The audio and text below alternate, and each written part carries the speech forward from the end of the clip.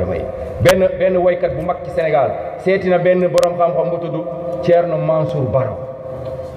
Mbour def concert Mbour ba pare Saly ne nañ dem ma ziyaare ji sëriñ bi nekk fii ñu ne ko am na sëriñ bu baax bu nekk fii bu tudd Thierno Mansour Baro mu ne nañ dem ma ziyaare ji ko sëriñ bi toog rek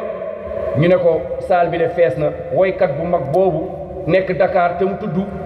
moo fi nekk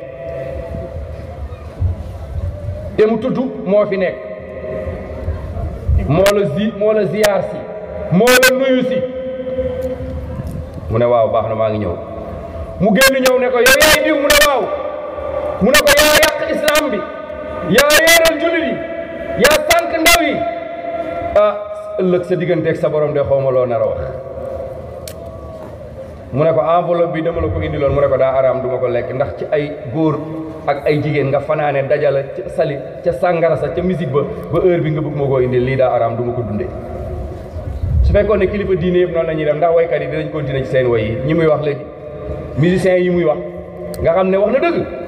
wallahi Sénégal pour nga am avenir bu baax foog nga dugg ci yenn loos yi ñu lay tóoj gis ngeen seen waykat yu ndaw yi bul dem ci fa bul dem ci caaxaan te naga sori fu ñu koy defee bul dem ci fa bul dem ci caaxaan te naga sori fu ñu koy